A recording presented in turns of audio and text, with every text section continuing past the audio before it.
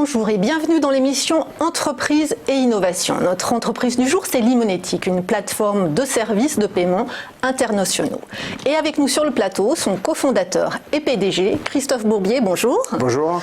Alors Limonetic, on connaît tous de nom, mais pouvez-vous nous présenter plus en détail le concept finalement de cette entreprise que vous avez cofondée il y a une dizaine d'années, c'est ça? C'est ça, il y a une dizaine d'années, et le focus de notre entreprise, de notre plateforme de services de paiement, comme vous l'avez dit, c'est d'aider les sites marchands et aussi un peu les magasins à mieux gérer ou facilement gérer leurs paiements internationaux. Alors un paiement international, ça fait toujours un petit peu peur, mais je vais vous donner quelques exemples de ce qu'est un paiement international. C'est par exemple un touriste chinois qui va venir sur Paris et qui va vouloir acheter un sac Louis Vuitton, vous savez, sur les Champs-Élysées, avec son téléphone mobile et son wallet Alipay, le concurrent de PayPal en Chine. Ça va être aussi dans le sens inverse, par exemple un businessman français qui va vouloir réserver un hôtel, je ne sais pas, à Singapour avec sa carte American Express. Et puis un dernier petit exemple, un Américain qui vient en France, qui a une carte de crédit, Visa Mastercard traditionnelle, et qui va vouloir acheter, avec sa carte Visa Mastercard américaine, un produit, un service sur une plateforme comme Uber ou comme Deliveroo, quand il sera en train de se déplacer en Europe. Tous ces exemples, ces trois exemples, c'est du paiement, mais ça mélange des moyens de paiement différents. On a parlé de wallet, on a parlé de carte de crédit, et puis ça va impliquer d'aller récupérer de l'argent dans ces pays d'où les gens sont et de l'envoyer dans les pays où les marchands vont se retrouver. C'est ça les paiements internationaux. Et combien il en existe aujourd'hui? Alors c'est un peu ça le sujet, c'est que des paiements internationaux, on a beaucoup à l'esprit la carte de crédit évidemment, Visa Mastercard, mais cette carte de crédit aujourd'hui elle n'est utilisée que pour 25% des transactions dans le monde au niveau online, ce qui veut dire que vous avez 75% des paiements online qui se font maintenant avec des moyens de paiement qu'on appelle alternatifs. Donc ça va être des moyens de paiement comme les wallets chinois Alipay WeChat, mais ça va être aussi PayPal, ça va être du Multibanco par exemple au Portugal et autres. On se retrouve avec plus de 300 moyens de paiement dans le monde, qui sont concurrents donc de Visa Mastercard, mais pour un marchand ou pour un magasin, ça devient compliqué de devoir gérer tous ces moyens de paiement pour pouvoir faire face à ce qu'on appelle le cross-border, les paiements cross-border. Et si ce n'est pas la carte bleue, qui est la carte de paiement qui est la plus utilisée, quel est le mode de paiement le plus utilisé? Alors évidemment, nos amis chinois, qui sont très nombreux, représentent une bonne partie de ces paiements internationaux avec leur wallet Alipay et WeChat, Alipay qui vient du groupe Alibaba, les gens connaissent bien ce nom. Mais vous avez aussi donc plein d'autres paiements, puisque ce ne sont pas les seuls, je mentionnais ces 300 moyens de paiement dans le monde. Vous avez vraiment beaucoup d'autres moyens de paiement qui sont très utilisés. En Allemagne, sur Internet, il n'y a personne qui utilise la carte de crédit. En Allemagne, sur Internet, on va utiliser ce qu'on appelle du Giropay ou du Sofort, des noms un peu bizarres. Mais pour un utilisateur, ça permet de payer sur Internet en étant redirigé vers son compte bancaire, simplement, et d'avoir un virement qui se fait vers le compte du marchand. Donc c'est très simple, c'est bien organisé, mais c'est plus du Visa Mastercard, c'est du virement, et eux, ils plébiscitent ça fortement en Allemagne, par exemple, alors que ce sont nos voisins. Et alors, par exemple, en France, moi, je pourrais utiliser Alipay ou Wallet. Est-ce que je pourrais le faire, ça? Alors, vous pourriez théoriquement le faire, il suffit juste d'avoir un compte bancaire chinois. Donc c'est vrai qu'Alipay et WeChat, ça risque de compliquer effectivement la tâche. Limité pour nos amis asiatiques, mais dans la théorie, oui, c'est que tous ces moyens de paiement ont vocation à vouloir se déployer partout dans le monde, s'ils le peuvent. C'est la vocation d'Alipay et WeChat et de remplacer au fur et à mesure Visa Mastercard quelque part. Alors pour revenir à Limonetic, concrètement, quand je fais un achat sur un site marchand, Amazon ou autre, est-ce que je passe par Limonetic ?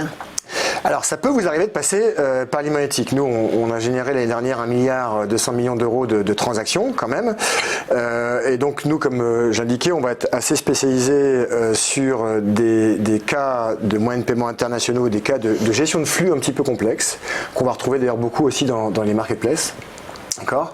Une marketplace, juste en deux mots, une marketplace, ça va être Amazon, que tout le monde connaît, c'est une marketplace, ou Uber, ce sont des marketplaces, ce sont des sites qui vont proposer des produits qu'ils ne gèrent pas eux-mêmes. Uber, ce ne sont pas les chauffeurs de taxi qui sont employés d'Uber, ce sont des chauffeurs indépendants. Uber ne fait juste que faire de la mise en relation entre nous, consommateurs, et chauffeurs de taxi. Amazon, pareil, va vous permettre d'acheter, par exemple, des livres partout dans le monde, mais c'est pas eux qui gèrent les livres, ils vous mettent en relation avec les bouquinistes qui sont un peu partout dans le monde. Bon, si on revient au flux de paiement, une marketplace, il faut recevoir de l'argent et puis renvoyer cet argent vers le chauffeur de taxi, vers le restaurateur dans le cadre Deliveroo, que tout le monde connaît aussi, ou la boutique de livres pour Amazon. On se retrouve encore dans un flux de paiement un petit peu compliqué. Donc pour répondre à votre question, vous allez nous retrouver sur Deliveroo. Deliveroo utilise nos services pour des paiements particuliers un peu complexes. On va se retrouver dans beaucoup de marketplaces aussi très industriels, comme Tetra Pak par exemple, qui vont vouloir eux aussi vendre des machines pour faire des briques de lait un peu partout dans le monde et qui vont avoir donc un reach, comme on dit, assez international. Donc on nous retrouve sur les sites, pas tous, mais on nous retrouve sur les sites qui ont ces problématiques de flux de paiement international. Et est-ce que ce sont ces sites vos clients? Alors là on rentre un petit peu plus dans le positionnement de l'immonétique. Nous, il est vrai que nos clients ne sont pas directement les sites marchands, même si certains viennent nous voir pour répondre à ces besoins complexes. Nos clients sont plutôt les acteurs traditionnels de la chaîne du paiement. La chaîne du paiement, si je la simplifie, vous avez des acteurs techniques comme Ingenico, vous savez, les terminaux qu'on peut voir dans lesquels on met sa carte, qui font des terminaux dans le monde physique, mais qui ont aussi la déclinaison sur le monde Internet, donc qui permettent aux sites marchands de payer sur Internet. Vous avez donc des acteurs techniques qui font des connexions techniques, et vous avez aussi des acteurs financiers qui vont recevoir l'argent. Un paiement, c'est de la technique, on se connecte, et aussi de la réception d'argent. Bon, cette réception d'argent, ça va être Société Générale, ça va être BNP, d'accord? Eh bien, nous, on va plutôt travailler pour ces acteurs de la chaîne de valeur du paiement, les intermédiaires, qui ont un petit peu de mal, c'est vrai, à faire face à toutes ces problématiques internationales, ces moyens de paiement qui se développent, ces moyens de paiement cross-border, comme on dit, qui représentent maintenant 30% des transactions dans le monde, et ces sujets de marketplace compliqués. On va, eux, les aider pour, eux, leur permettre de vendre, finalement, aux sites marchands qui sont leurs clients, au final, ou les magasins. Et alors, comment fonctionne votre business model? Comment vous gagnez de l'argent en fonction des achats qui sont faits sur les sites? Comment ça se passe? Alors oui, nous, notre business model est basé sur les volumes de transactions qu'on rend possible, qu'on va permettre de faire, et donc on va facturer proportionnellement finalement au volume de transactions qu'on permet de générer. Et alors vous l'avez un peu dit tout à l'heure, mais alors pourquoi ne pas travailler en direct avec les marketplaces ou avec les autres sites marchands et travailler au contraire pour les intermédiaires? Alors, ça nous arrive une fois de plus des fois de travailler avec certains sites marchands quand ils ont vraiment une ambition très internationale. Mais là vous faites du sur-mesure par exemple. Et là on va faire plutôt du sur-mesure pour eux. Alors nous on a une plateforme de paiement qui est assez modulaire, qui a été réfléchie pour être facilement paramétrable. Donc nous on va assez facilement on va dire se caler sur les besoins du site marchand un site marchand qui va vouloir par exemple vendre des produits dans une quarantaine ou une cinquantaine de pays. Ça nous est arrivé. Avec CMA CGM, ces gens qui proposent d'envoyer des containers un peu partout dans le monde, qui sont dans 150 ports. On travaille pour eux, on est en train de les ouvrir dans une quarantaine de pays, Afrique du Sud, en Inde, en Indonésie, dans les pays du LATAM, donc un peu partout dans le monde, et là on va faire effectivement un petit peu sur mesure. En revanche, pourquoi on choisit plutôt de travailler pour les acteurs de la chaîne du paiement? Chaque modèle a son avantage. Travailler en direct avec les sites, ça pourrait être intéressant. C'est un marché très concurrentiel. Il y a beaucoup d'acteurs qui veulent travailler pour les sites marchands, beaucoup de concurrence, donc beaucoup de spécialités et des marges qui s'érodent un peu.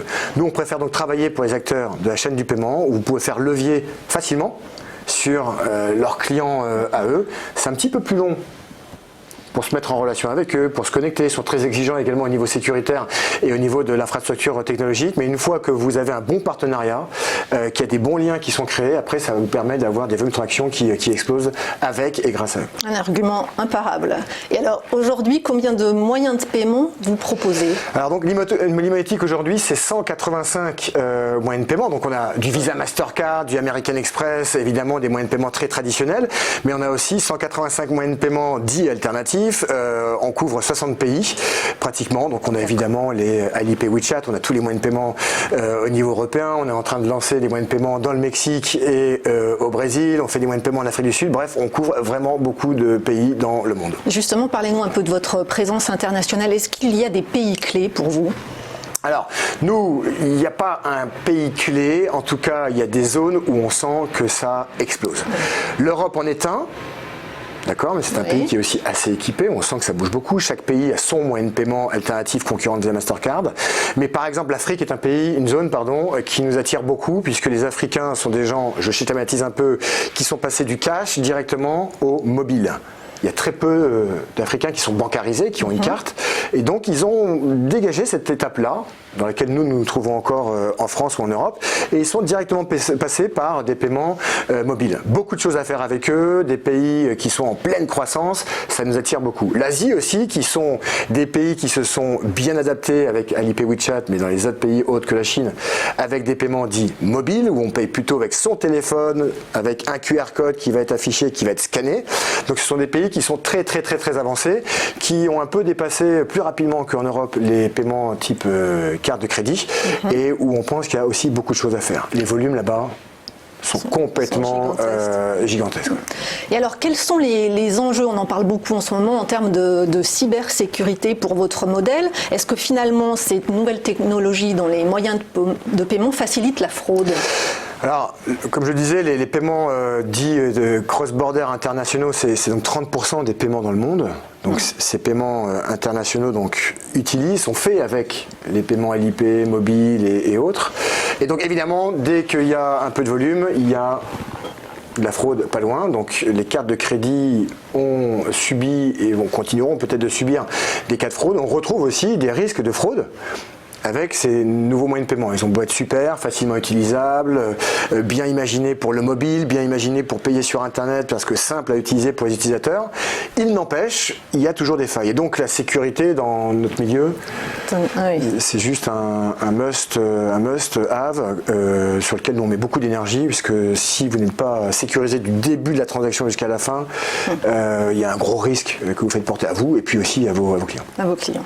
Et alors juste pour terminer, quelles sont les prochaines étapes de développement pour l'Imonetic? Nous, alors l'Imonetic, on a une belle croissance depuis ces 3 dernières années. On fait plus 70% pratiquement tous les ans en volume de transactions, donc ça fait de très belles courbes qui accélèrent. Donc nous, notre ambition, c'est de pouvoir continuer à accélérer ou accélérer sur l'accélération, vous le direz comme vous voudrez. Et donc là, nous, on souhaite se déployer, comme on l'a un petit peu évoqué, au-delà de l'Europe, pouvoir faire des choses en Asie, pouvoir faire des choses aussi au niveau des pays africains, avoir une petite présence aussi aux États-Unis pour faire un peu vitrine là-bas. Et donc on souhaite pouvoir relever de l'argent sur ces prochains mois pour pouvoir permettre cette accélération internationale. On vous le souhaite en tout cas. Merci. Donc la levée de fonds, elle serait pour 2020, c'est ça? Oui, c'est quelque chose qui va se faire sur les mois de 2020 pour nous permettre d'accélérer, on va dire, sur l'année prochaine. Merci beaucoup Christophe Bourbier. Je le rappelle, vous êtes PDG et cofondateur de l'Imonetic.